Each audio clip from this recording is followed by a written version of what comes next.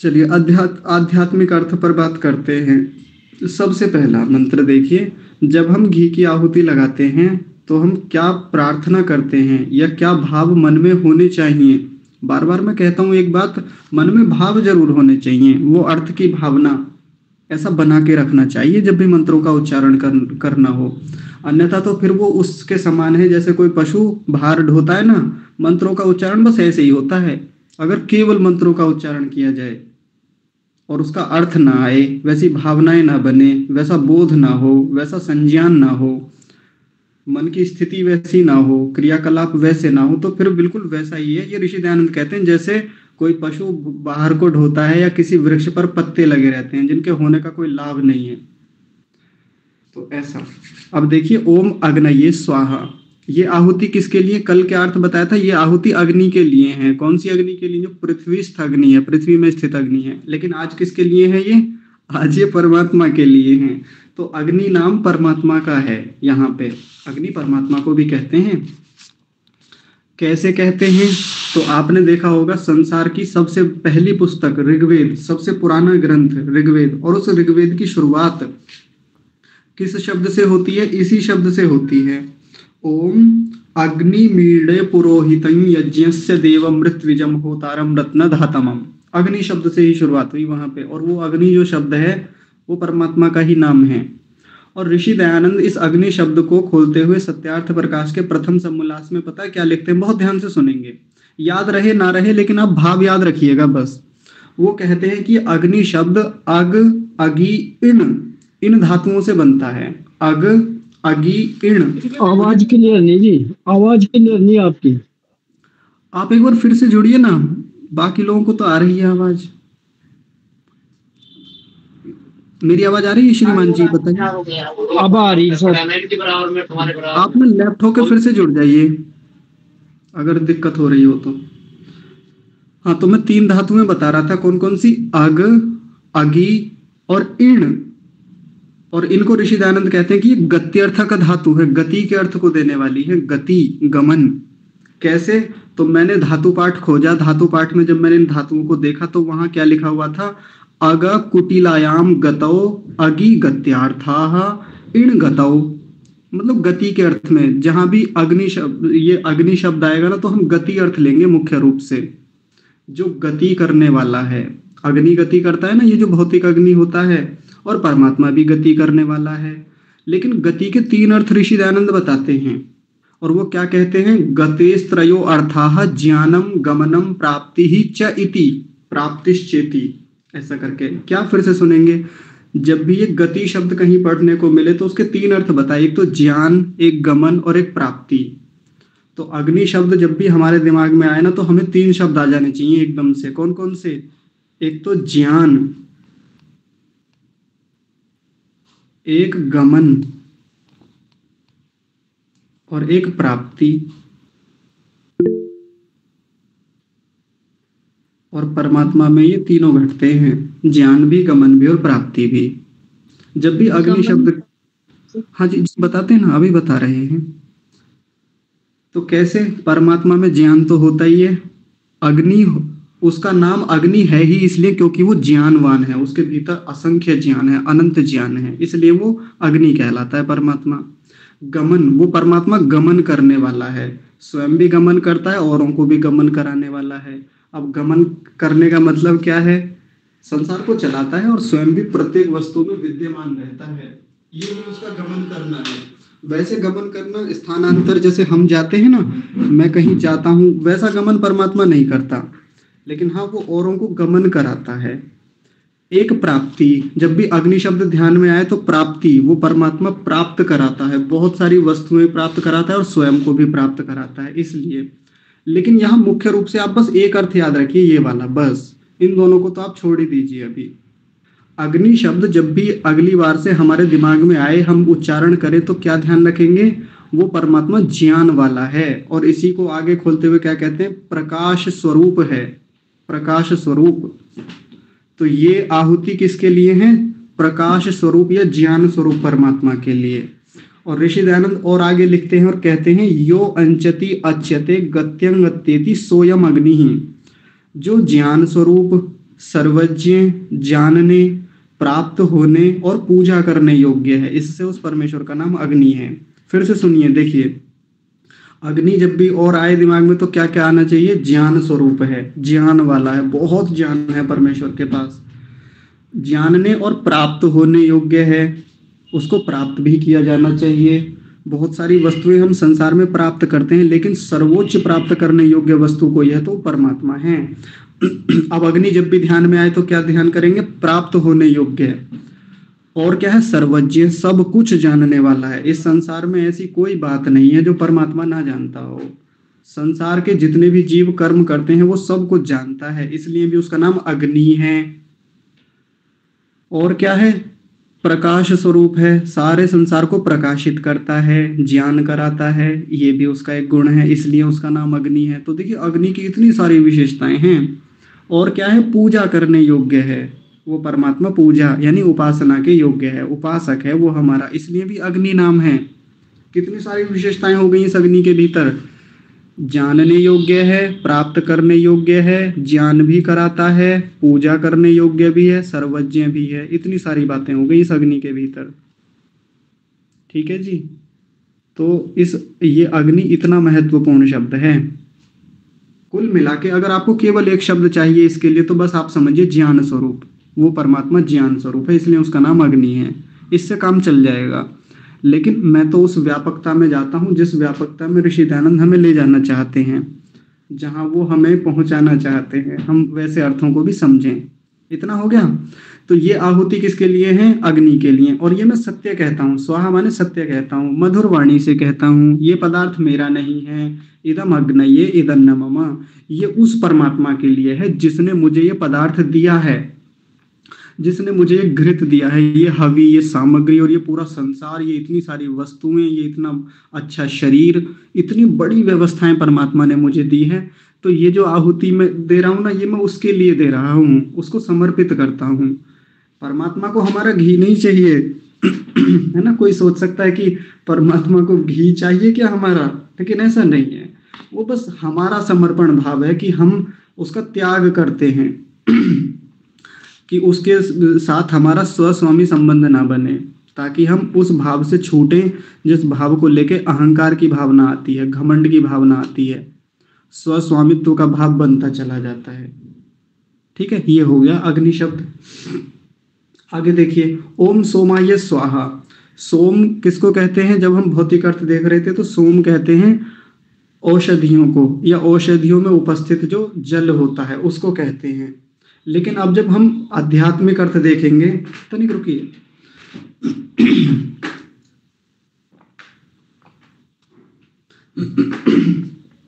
जब हम इसका आध्यात्मिक अर्थ देखेंगे तो ये सोम नाम जो है ये परमात्मा का है।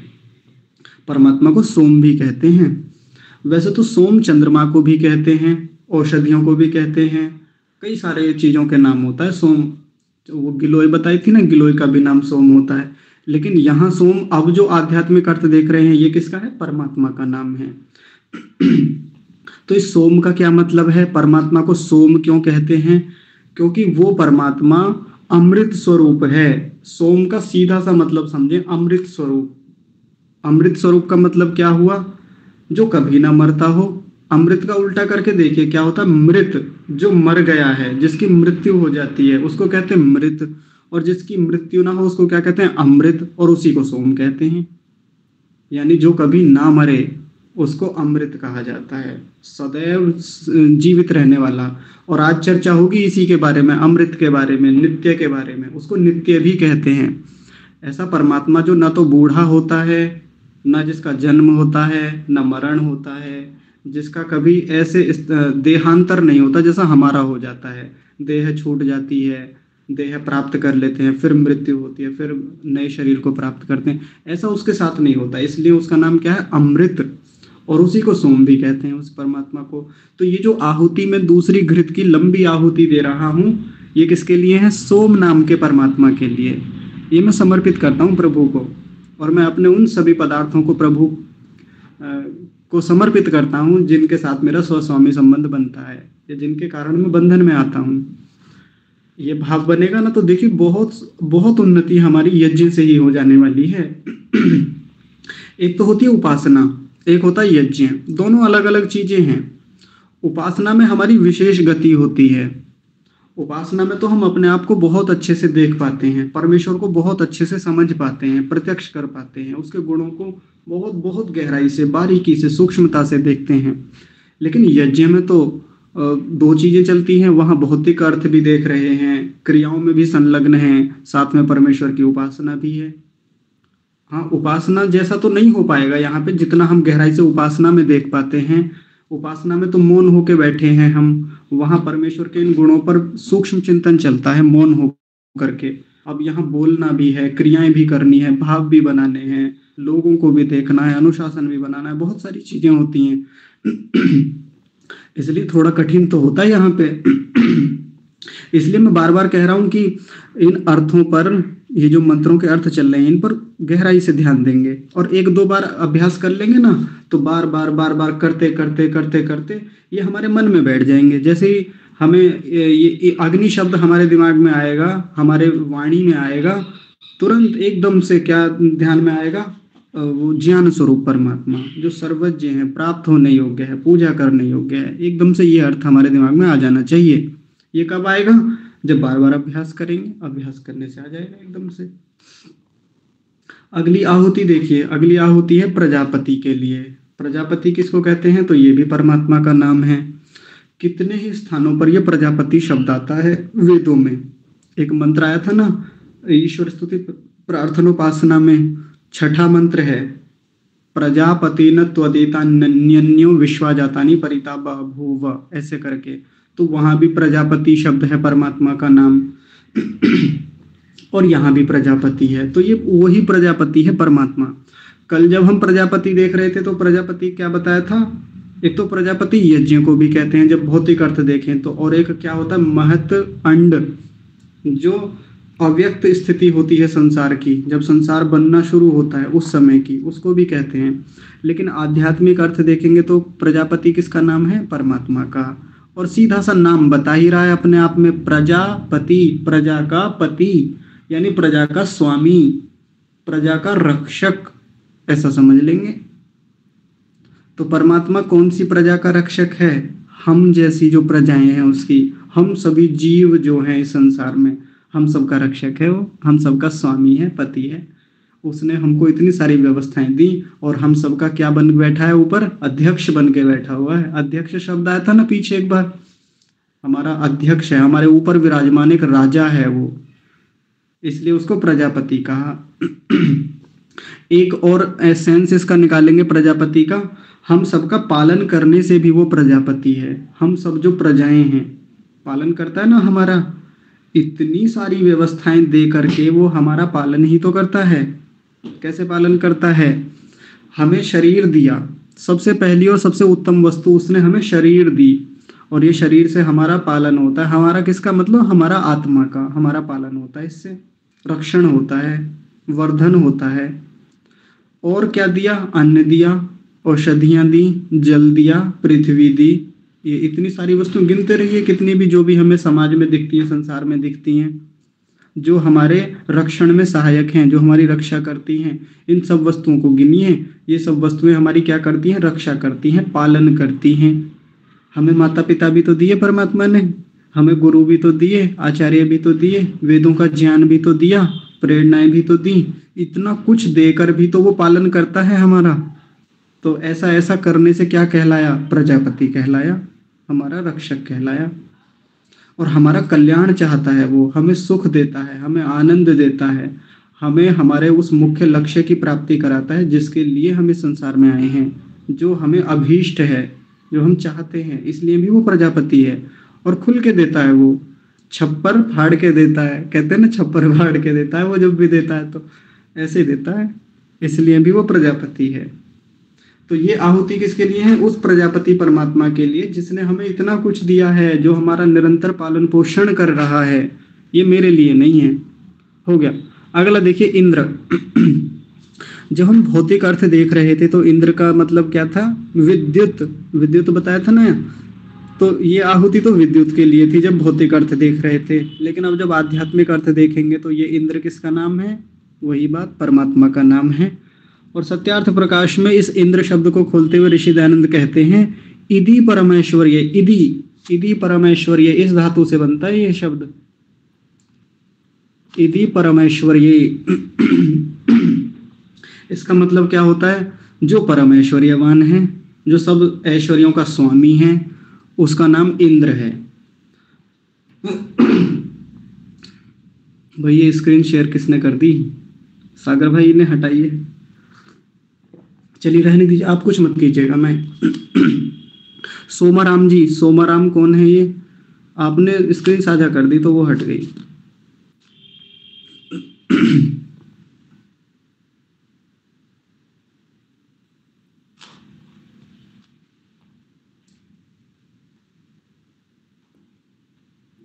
नए लोगों को कई बार पता नहीं होता, या जैसे नया नया गूगल मीट चलाते हैं ना, तो उसमें करके देखते रहते हैं भीतर भीतर क्या होता है इसमें, इसको करें तो क्या होगा। इसी चक्कर में कई बार माइक खुल जाता है, कई बार वीडियो ऑन हो जाता है, कई बार स्क्रीन साझा कर बैठते हैं। कई बार टिप्पणी हो जाती है, रिएक्शन उल्टे सीधे हो जाते हैं, कुछ का कुछ हो जाता है। तो आप छेड़ा मत कीजिए, अलग से छेड़ लीजिए उस चीज को कभी भी, पर फिर व्यवधान होता है कक्षा में। तो देखिए, इंद्र किसका नाम है? परमात्मा का नाम है। क्यों है? क्योंकि वो परम ऐश्वर्यवान है। अब ये परम ऐश्वर्यवान क्या हो गया? इसका मतलब क्या हुआ? क्योंकि वो इतने सारे ऐश्वर्यों का स्वामी है। कितने सारे ऐश्वर्यों का?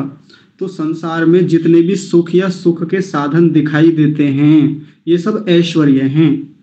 जैसे मेरा अपना ऐश्वर्य है, कितनी बार कक्षा में ऐश्वर्यों को लेके बातें हुई हैं, है ना। आज फिर से बता देता हूँ तो ईश्वर का ये स्वरूप समझ में आ जाएगा कि जैसे मेरे पास अपना घर है, खूब बड़ा घर है, अच्छा खासा है, और बहुत सुंदर घर है, और बहुत महंगा भी बना है, वो बहुत उसमें पैसा लगा है बनाने में। ये क्या है? ये मेरा ऐश्वर्य है।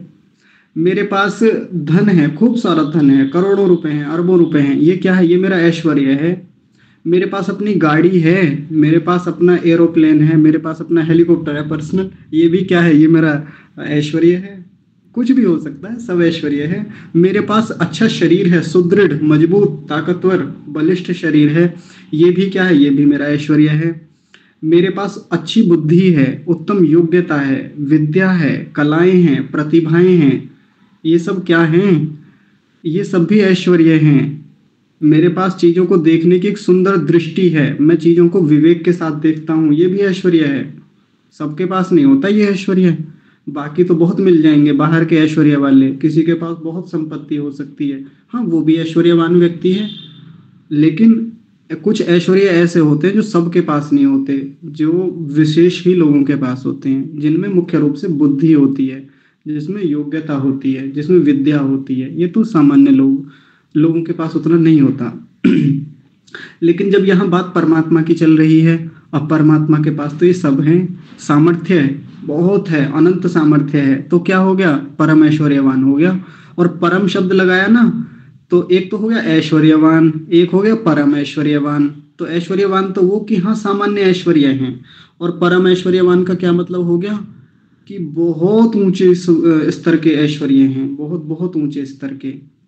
तो परमात्मा के पास ज्ञान सबसे ज्यादा, सामर्थ्य सबसे ज्यादा, योग्यता सबसे ज्यादा, विस्तार सबसे ज्यादा। कहाँ तक रहता है परमात्मा? बहुत दूर तक रहता है। कोई एक छोर थोड़ी है उसका कि वहां से वहां तक है, इतनी दूर तक है। ये भी उसका ऐश्वर्य है, इतना कुछ जानता है, ज्ञान है। तो ये सब उसके क्या है? ऐश्वर्य है। और इस पूरे संसार का प्रजापति भी तो है, स्वामी भी तो है। तो ऐसा ऐसा होने से क्या है? वो परम ऐश्वर्यवान है। बस हो गया। इसका अर्थ इतना ही है कि ये जो अंतिम आहुति मैं दे रहा हूं घी से, ये उस परमात्मा के लिए है जो परम ऐश्वर्यवान है, जो सभी ऐश्वर्यों का स्वामी है।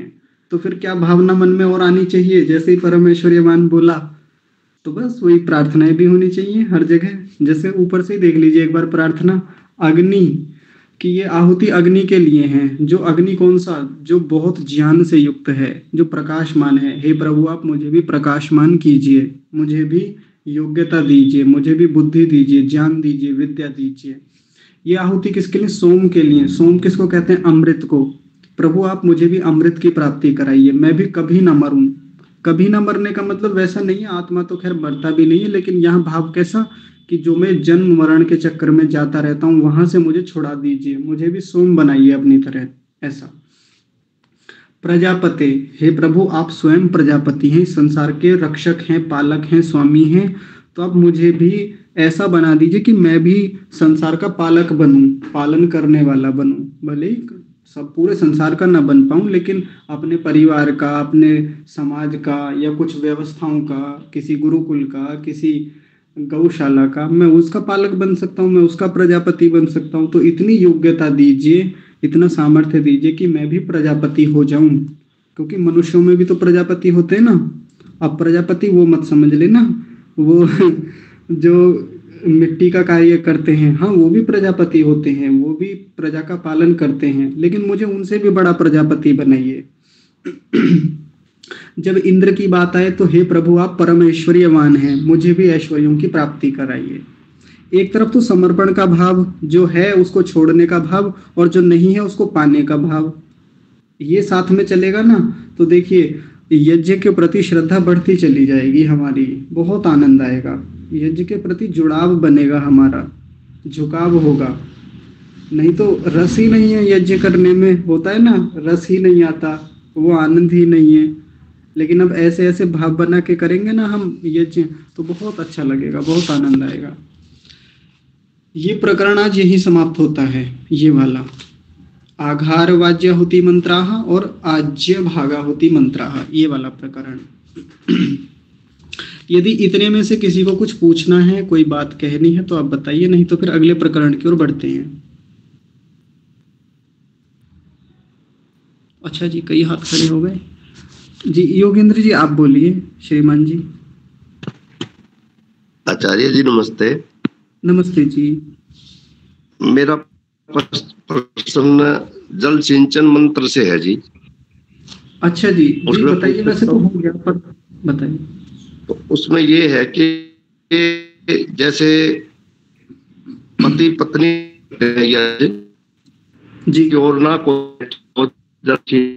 है, तो दोनों को इकट्ठा करते हैं या ये कर लेता है? आपकी आवाज कट रही है, स्पष्ट बात ही समझ में नहीं आई। ये मेरा प्रश्न ये है जी, जब जल सिंचन करते हैं जी। आवाज आ रही है जी? हाँ जी अभी आ रही है, बोलिए। अच्छा, मैं ये कह रहा हूँ जी, जल सिंचन करते हैं जब पति पत्नी करते हैं इकट्ठा जी, तो और कोई ना बैठा हो जी, तो दोनों को जल सिंचन के लिए इकट्ठा करते हैं या एक ही कर सकता है? अब वो मैंने बताया ना कि वैसे तो यज्ञ करने की जो विधि है उसमें पुरोहित भी हो, यजमान भी हो, एक दो लोग और बैठे हो तो बड़ा अच्छा हो जाता है यज्ञ के चारों ओर। लेकिन अब मान लीजिए केवल दो व्यक्ति हैं, हाँ मैं बता रहा हूँ, पूरी बात सुन लीजिए, वो बात हो जाएगी स्पष्ट। अभी पति पत्नी ही हैं, अब ये समस्या तो होती है कि किधर बैठें, क्या करें। तो देखिए जैसे वहां बता रखा था, मैं एक छोटा सा बना देता हूँ यहाँ पे। ये मान लीजिए यज्ञ कुंड है, अब मैंने दिशा कौन सी बताई थी, ये वाली यजमान की दिशा होती है इधर। अब दोनों इधर ही बैठ गए तो बताइए फिर काम कैसे चलेंगे, जल प्रसेचन कैसे होगा, तो उठना पड़ेगा ना, बाधा हो जाएगी उसके लिए। तो पति यहाँ बैठ जाए ना, यहाँ इधर पुरोहित की जगह पत्नी यहाँ बैठे इधर यजमान के स्थान पे, तो बड़ा आसान हो जाएगा। फिर यहाँ से लोटा उठाएं, पहला जल प्रसेचन इधर कर दें, फिर अपनी पत्नी को दे दें, ये इधर को कर देंगी, पत्नी हाथ बढ़ा के इधर को कर देंगी, आसान हो जाएगा इनके लिए। नहीं तो दोनों ही इधर बैठ गए, इधर पश्चिम में पूर्वाभिमुख होके, पूर्व की ओर मुख करके, तो बताइए यहाँ जल प्रसेचन करने के लिए उठेंगे या तो फिर उठ के करेंगे। उठ के गए, कर दिया, फिर आ गए लोटे को उठा के, फिर उधर को कर दिया, आके बैठ के किया, फिर उठे। 2 बार उठना पड़ेगा इसके लिए। करने को कर सकते हैं, कोई बाधा नहीं है इसमें, ऐसी बुराई नहीं है कि उठे क्यों आप, पर वो ये कि ऐसे बैठ जाएं कि उठना ही ना पड़े। बात आई समझ में आपको मेरी? ठीक है जी, समझ में तो आएगी, लेकिन मैं ये पूछ रहा हूँ जी कि दोनों को इकट्ठा उठना है कि एक भी कर सकता है? हाँ एक भी कर सकता है, बिल्कुल, दोनों को आवश्यकता नहीं है। क्योंकि मैंने देखा कई जो बड़े बड़े यज्ञ होते हैं उनमें मियाँ बीवी दोनों उठते हैं, पति अच्छा पत्नी।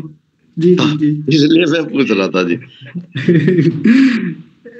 नहीं कोई बात नहीं, अकेले भी कर सकते हैं, जल प्रसेचन से है मुख्य तात्पर्य। ठीक है, धन्यवाद। हाँ जी। अच्छा, मियाँ बीवी आचार्य का जी, नहीं हम बोल। यजमान की सीट पर बैठे हुए ही करते हैं सारी क्रियाएं, ना अच्छा उठने की जी। जरूरत पड़ती, ना बस पूरा विमुख बैठ गए। हाँ। हाँ जी, हाँ जी। हाँ, तो बैठ गए तो उसी से करते रहते हैं, वहीं से हो जा चारों तरफ का। हाँ हाँ हाँ, वो अपना अपना देख लेना चाहिए सबको, कौन जी जी। अच्छे से कर सकता है, संगति जी से, जी। युक्ति से। जी। और जब चारों ओर लोग बैठे हों तब तो फिर आराम से हो ही जाता है, फिर उसमें कोई जी बाधा रहती। जी। जी जी आचार्य जी। जी, ठीक है। जी क्योंकि देखिए, सीधा सीधा वर्णन ऐसा कहीं मिलता नहीं है कि इसको पत्नी करे, इसको पति करे, उधर उठ के जाएं, उधर बैठें, एक यहाँ बैठे, एक वहां बैठे, एक तब उठ जाए, ना दोनों करें, ऐसे कोई वर्णन कहीं देखने में आते नहीं है। तो फिर हमें कुछ चीजें अपनी संगति के अनुसार, व्यवस्थाओं के अनुसार, देश काल परिस्थितियों के अनुसार हमें वो सुसंगत कर लेनी चाहिए, जिसमें किसी को बाधा ना हो, और अपनी जो विधान है, जो अनुष्ठान है, उसमें बाधा भी ना आए, और चीजें ठीक ठाक धूमधाम से चलें, ऐसा प्रयास कर लेना चाहिए। जी, सुमना माता जी, आप बोलिए।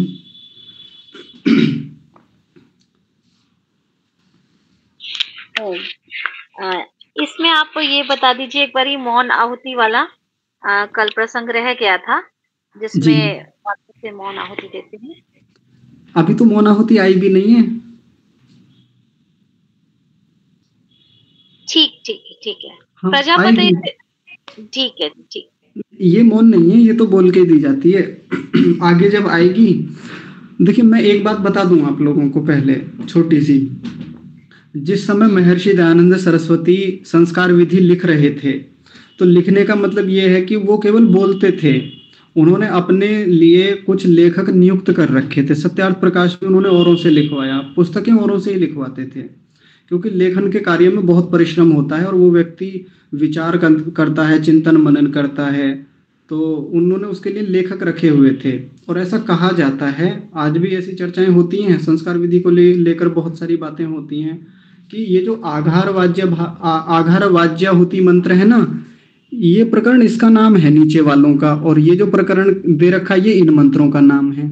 ऐसा कहा जाता है श्रोत्र ग्रंथों में, आशुलायन गृह सूत्र आदि वो हैं ऐसे, जो जिनसे हम यज्ञ जिन्होंने ऋषि दयानंद ने जिन प्रकरणों में से ये यज्ञ को उठाया वहां, तो ऐसा कहा जाता है कि वो जो लेखक थे, लिखने वाले थे, जिन्होंने लिपिबद्ध किया इन सबको, पुस्तकों को, उन्होंने थोड़ा गड़बड़ की।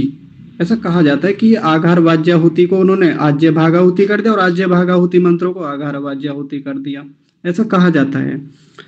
तो ऐसे ही यहाँ प्रजापते, जो ये प्रजापते स्वाहा जो मंत्र है, ऐसा कहा जाता है कि हो सकता है यहाँ वो ये लिखना भूल गए। वो लेखक जो थे, ऋषि दयानंद की गलती नहीं थी, वो करते तो वो तो ठीक ही करते। अब वो जो लेखक थे, उन्होंने हो सकता है वो छोड़ दिया हो, प्रूफ रीडिंग में वो बात गुम हो गई हो कहीं, तो वो छूट गया कि हो सकता है ये भी मौन आहुति रही हो, ऐसा हो सकता है। और अब जब मौन आहुति का प्रकरण आएगा ना, मैं बताऊंगा आपको, वहां भी ये बात याद दिलाऊंगा निश्चित रूप से। और ये मौनाहुति प्रकरण कहाँ आएगा, जब सृष्ट कृताहुति होगी। वो बड़ा मंत्र आता है जो हम हलवे से, भात से जो आहुति देते हैं, उसके तुरंत बाद आता है ओम प्रजापतये स्वाहा इदम प्रजापतये इदं नमः, और वो मौन आहुति कही जाती है कि इसकी आहुति मौन होकर दें। अब मौन क्यों हो तो बताएंगे, तभी बताएंगे इसको विधिवत अच्छे से। सागर भाई, आप भी कुछ कह रहे हैं? हाँ जी जी जी, बोलिए। हाँ, वो मंत्र देखकर ना वो सेम था मंत्र, तो इसलिए थोड़ा सा कंफ्यूज हो गई मैं। हाँ जी, हाँ जी जी, सागर भाई बोलिए। भैया नमस्ते। स्मृति दीदी का भी हाथ खड़ा है। वो शायद पहले का ही खड़ा है, उन्होंने तब पूछा था। आप कुछ कह रहे हैं दीदी? जी जी। हाँ, आप ही बोलिए। जी, एक तो वेदिका बहन ने भी प्रश्न किया है, वो पढ़ लेना है मैसेज में। और भैया ये थोड़ा सा मेरे को इंद्र वाला थोड़ा सा और समझना था, कि परम ऐश्वर्यशाली कैसे है, थोड़ा सा बता दोगे आप? हाँ जी, रुक जाइए।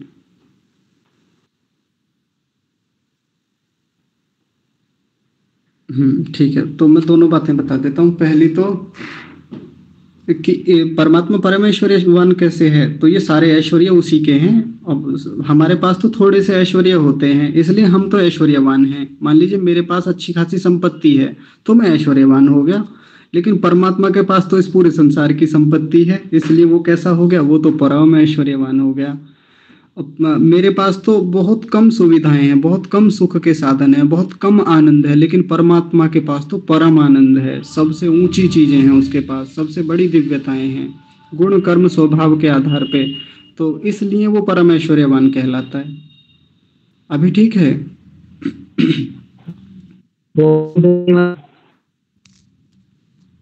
जी ठीक है। हाँ, वेदिका बहन जो पूछ रही हैं, एक बार और देख ले रहे हैं क्या पूछा उन्होंने, कि इन मंत्रों में से कौन से मंत्र से वेदी के किस भाग में दिशा में घृत की आहुति देनी चाहिए, बताया था, लेकिन आज फिर देख लीजिए, मैं इस बात को बता के फिर इस प्रकरण को समाप्ति कर दूंगा। देखिए,